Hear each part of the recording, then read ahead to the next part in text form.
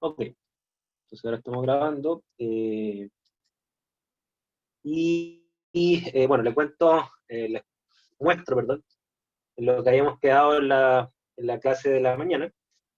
Ya habíamos construido entonces un diagrama curvé en base a constante. El objetivo de aprendizaje del curso no es construir diagrama de curvé, la idea de construirlo paso a paso era para que ustedes más o menos vayan reflexionando de el tema de las zonas y los equilibrios involucrados. ¿Por qué no es el objetivo de aprendizaje construir diagramas de Courbet? Porque hoy en día con las herramientas computacionales y con la información que hay, esos diagramas Courbet ya más o menos o existen o están publicados en algún lado. Y por lo tanto, más que construir un diagrama de Courbet, lo importante es interpretarlo. Y la interpretación que nosotros hicimos pasa por evaluar más o menos los tipos de condiciones y de controles que uno puede hacer y los reactivos con los cuales uno puede echar mano para que ocurra la reacción que uno quiere, ya sea reducir u oxidar para disolver, que es el caso que nos convoca ahora. ¿Ya? Les voy a mostrar ahora, este es un diagrama de Courbet tomado de un libro, eh, y muestra más o menos lo que nosotros estábamos planteando, solamente con algunas complejidades adicionales. ¿Ya? ¿Cuáles son esas complejidades adicionales? Y razón por la cual este diagrama es más completo que el que yo les mostré. Primero muestra estas líneas celestes que parten acá y acá, ¿no es cierto? Que es el sistema de el oxígeno, el que está arriba, ¿no es cierto? Es la reducción de oxígeno a agua. Y eso tiene importancia, sobre todo en términos ambientales y geológicos, porque si uno entiende que, por ejemplo, que el potencial del oxígeno agua está siempre sobre el potencial de hierro 3, hierro 2, que sería toda esta línea que está acá, ¿no es cierto? Eso implica que, dado que el potencial del oxígeno es más alto que el del hierro, necesariamente el oxígeno va a actuar como oxidante frente a las especies de hierro. Y la única especie estable sería, por lo tanto, hierro 3. ¿Okay? Eh, Dicho de otra forma, si es que, por ejemplo, yo dibujara esto, y ahí déjenme, voy a recurrir la pizarra, para que todos lo interpretemos de manera adecuada. Eh, Déjenme, voy a cambiar de pizarra de un segundo.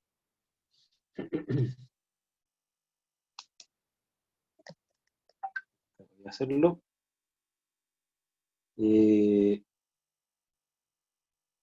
Aquí, por ejemplo, ¿qué significa esto? Significa que, y voy a hacer la regla de la flecha que hemos hecho hasta ahora, que si yo tuviera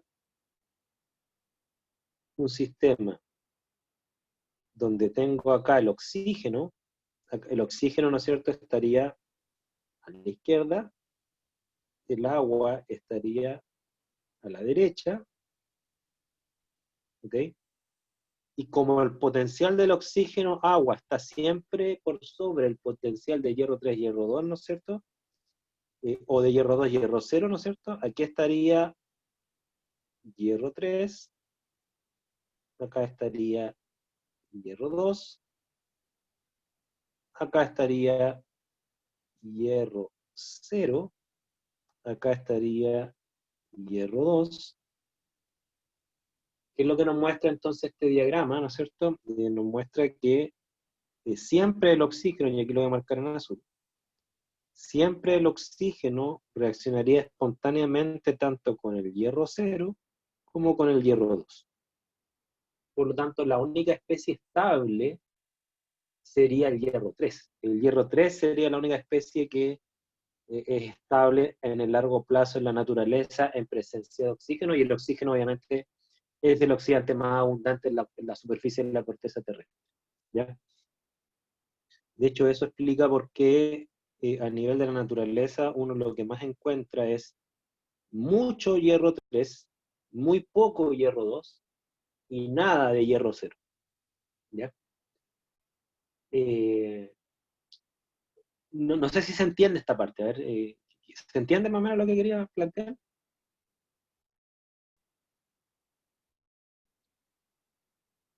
Dudas hasta aquí, consultas.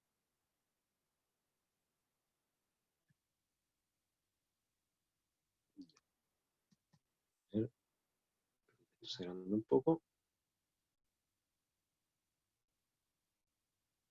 Bien. Acá. Volvamos entonces volvamos a la diagrama. ¿Qué otra cosa se destaca de este diagrama Courbet?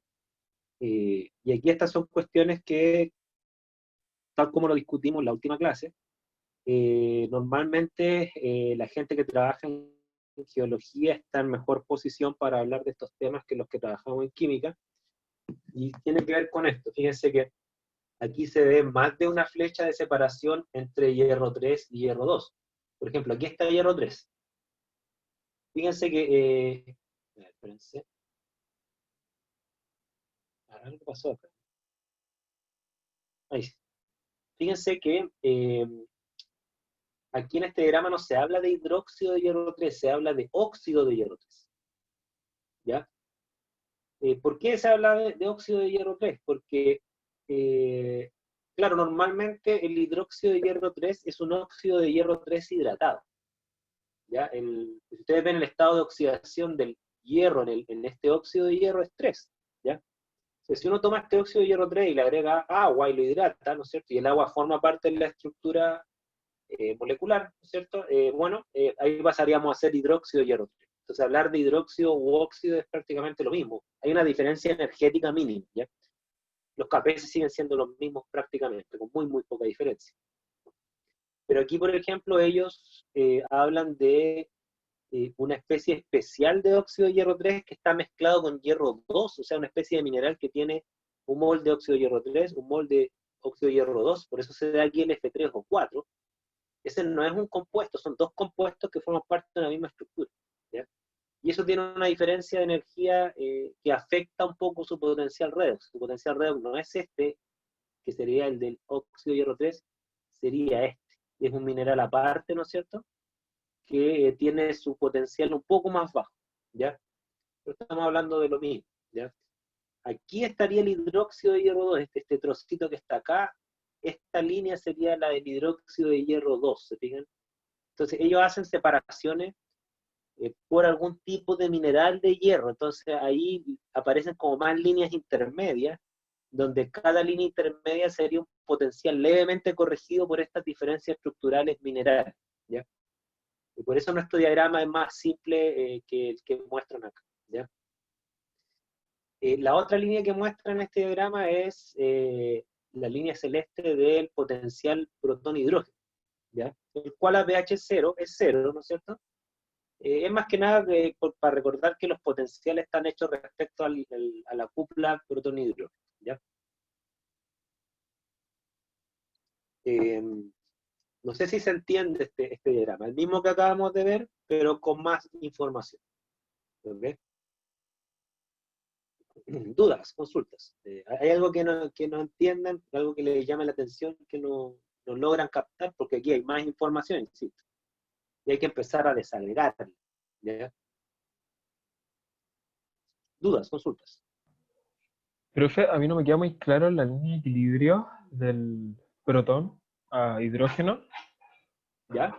¿Qué pasa con esa, con los equilibrios del hierro? Por ejemplo, aquí choca con hierro 2. Eso no me queda muy claro. Ya. Lo que pasa es que normalmente, si bien es cierto, este es el diagrama de Courbet del hierro, ¿no es cierto? En casi todos los diagramas de Courbet superponen los diagramas de Courbet de dos especies importantes.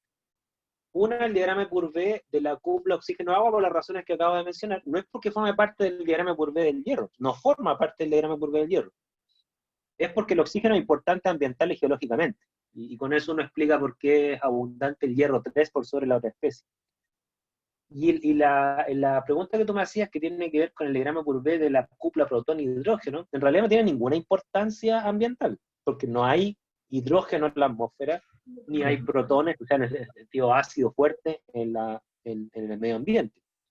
Es solamente porque este es nuestro estándar de referencia. Recuerden que todos los potenciales normales, cuando yo les digo a usted el potencial del hierro 3 y hierro 2 es 0,77 a pH 0, eso es respecto del potencial normal del hidrógeno. Esa es nuestra referencia, porque no existe, los potenciales no tienen valores absolutos. Son potenciales respecto a una referencia. ¿Cuál es nuestra referencia siempre? Protón y hidrógeno, ¿ya? que a pH 0, acá, vale 0. Ahora, ¿sirve para algo esta línea? En realidad no. Ni ambiental ni geológicamente, no. Disculpa que una respuesta tan fome. Es igual. Es solo para recordar que los potenciales son respecto a esa línea celeste. Nada más que eso. Más preguntas, por favor. Consultas.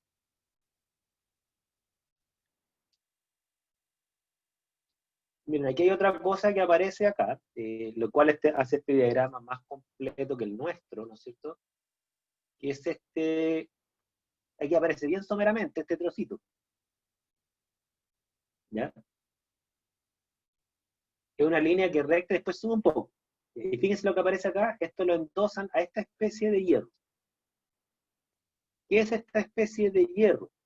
Y esta especie de hierro es de hierro 2, ¿ya? Esta especie de hierro 2 sería esta.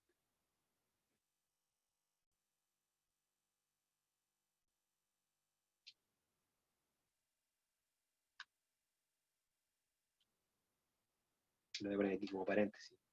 No queda... Ahí. Esa especie que está marcada ahí es un complejo hidroxilado de hierro 2. En realidad tiene 4 hidroxilos, ¿okay? Lo que le da carga 2 menos. Ahora, ¿por qué no aparecen los hidroxilos en esa fórmula? Es porque asumen, es como que le restan el agua. Porque si yo tomo 4 OHs y le resto 2 moléculas de agua, me va a quedar esa especie. Es una especie de óxido de hierro 2 menos, ¿ya? Hierro 2. Normalmente la gente que trabaja en geología tiende a quitarle las aguas, porque también normalmente, digamos, intramolecularmente se podría formar una molécula de agua si yo tengo 4OH y yo lo podría deshidratarla, o sea, quitarle esa agua. La diferencia en términos de constante es bien poca, o sea, claramente si yo le saco agua a un compuesto, energéticamente no queda igual, pero el valor de las constantes es casi igual como que tuviese agua, ¿ya? Casi igual. Entonces, este diagrama por B considera además un complejo hidroxilado de hierro 2. Nosotros en el diagrama por B que construimos, asumimos que el hierro 2 precipita solamente, no que se compleja. ¿Se fijan? Por eso los diagramas por B reales, o los más completos, aparecen como líneas que uno no entiende. Espero que ahora la entiendan todas, ¿ya? Y esa es la idea, que entiendan todas las líneas. De hecho, fíjense que acá aparece otro complejo hidroxilado de hierro 2. No sé si se dieron cuenta. Este es muy chiquitito. En el fondo, antes de precipitar el hierro 2, forma un complejo hidroxilado, monohidroxilado, después precipita como hidróxido de hierro 2, ¿no es cierto? Y después agarra 2 hidroxilos más y forma otro complejo hidroxilado. ¿Ya?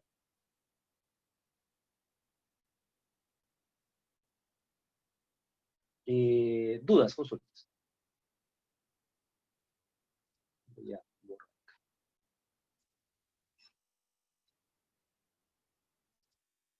Vamos a otro diagrama. ¿Ok? Aquí. Ya, fíjense, este es el diagrama curve del cobre. Y aquí, por favor, juéguensela porque esto es parte de la evaluación que les voy a pedir. Ojo, ¿ya? ¿Yo qué les voy a pedir como evaluación? Que elijan un catión metálico que forme complejos tanto hidroxilados como o sulfurados, ¿no es cierto? O sea, que elijan un metal que forme ya sea óxidos o sulfuros y que ya sea encuentren o construyan, les recomiendo que lo encuentren más rápido, en sus diagramas de solubilidad y de Purvé, ¿ok? Y en base a esa información, que ustedes hagan un planteamiento de cómo disolverlos vía redox y vía ácido base. Un poco lo mismo que estamos haciendo acá, ¿ya? Obviamente que elijan un catión que no sean los que estamos tratando aquí. O sea, está descartado el hierro, está descartado el cobre, ¿ya? Aquí en este caso, fíjense, lo que se muestra es el diagrama Purvé del cobre, ¿ya? ¿Qué es lo que vemos en este diagrama Purvé? Vemos, fíjense, aquí está, lo voy a ir marcando. Aquí está el cobre 2 libre, que está a pH 0. Aquí está el hidróxido de cobre 2, ¿ok? O sea, ahí está precipitado, de hecho parece sólido, ¿no es cierto? Y aquí está un complejo hidroxilado de cobre. Que aquí no aparecen los hidroxilos, le quitan el agua. Sería, por lo tanto, tendría 4 OH para acá tener carga 2. Y aquí, ¿no es cierto? Aquí aparece el óxido de cobre 1. ¿Ya? Y acá, todo lo que está acá abajo es cobre 0. ¿Ya? Entonces, consulta, la misma consulta, ¿cierto? ¿Cómo es en base a ese diagrama? Si ustedes tuvieran hidróxido de cobre, ¿cómo lo disuelven?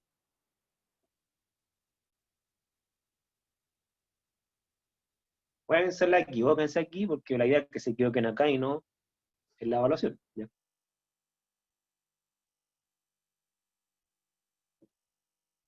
Ustedes tienen hidróxido de cobre. ¿Cómo lo disuelven? Aumentando el pH, ¿no? O sea, perdón, Claro. disminuyendo el pH, disminuyendo. O sea, hay dos formas de disolverlo vía ácido-base, ¿no es cierto? Vía ácido-base, uno lo podría disolver disminuyendo el pH, pasa a cobre 2, ¿no es cierto?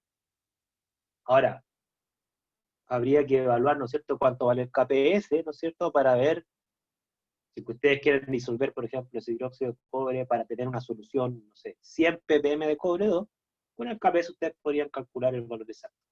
Aumentar el pH también es una posibilidad, ¿ya? Porque ustedes podrían llevarlo a complejo hidroxilado.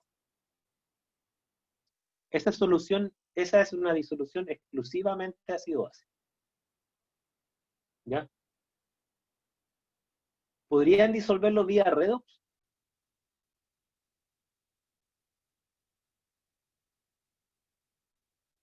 Pregunta.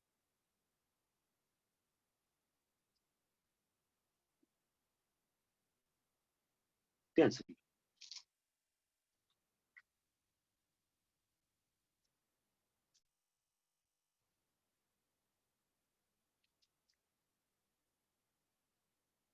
¿Qué me dice?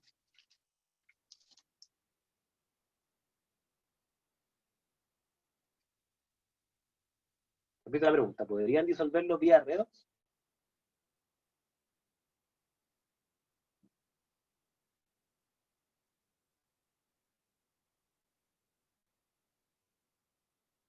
¿Qué piensan?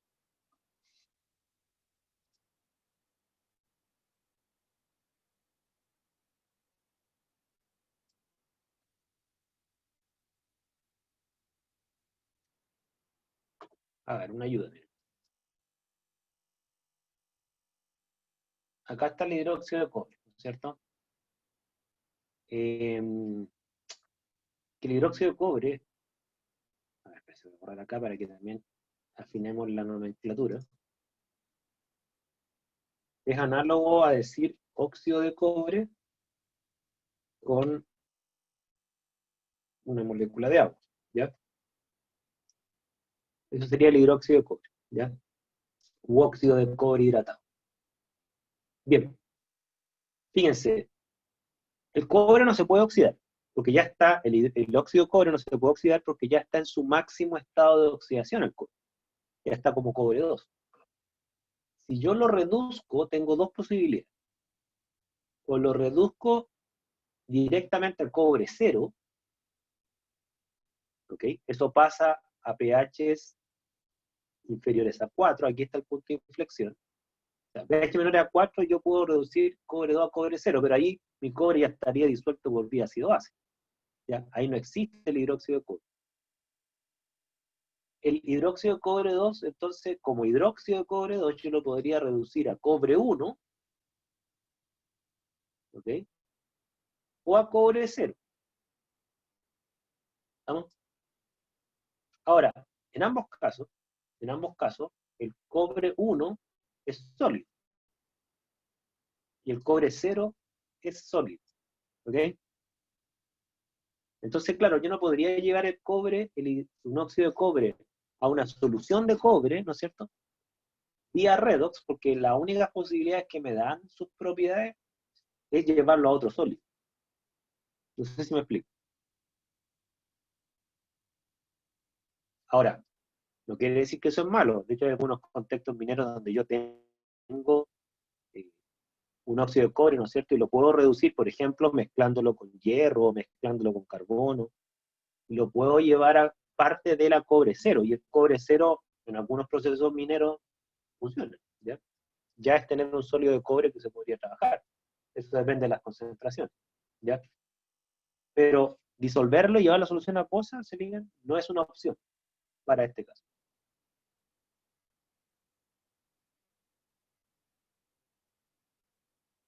Bien, vamos a otro diagrama puro.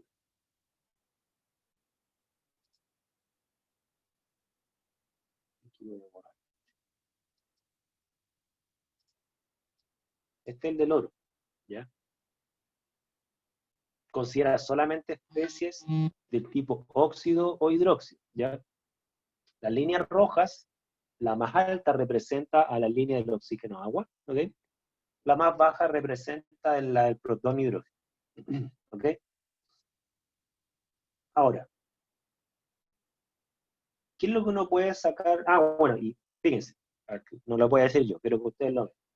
¿Cuáles son los estados de oxidación del oro en este diagrama?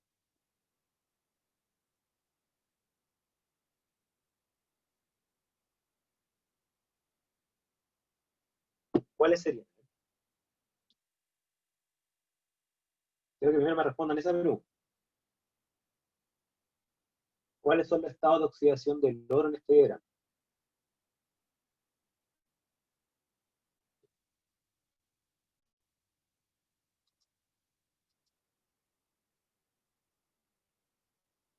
¿Los ven o no? Y aquí, si Ignacio dice 4, 3 y 0. Exactamente, ¿no es cierto? Tenemos oro 4, oro 3, toda esta línea al medio es oro 3 y oro 0. Ahora, el oro 4, claro, exactamente como dice Felipe, ¿no es cierto? El oro 4 tiene una sola forma química, que es el óxido de oro. Toda la escala de pH es el óxido de oro 4. El oro 3 tiene dos formas químicas, en realidad son tres, a pesar que aquí la tercera no especifican cuál es, pero ya me imagino cuál es. El oro 3 tiene tres formas químicas. A pH ácido está como oro 3 libre, que sería esta que está acá.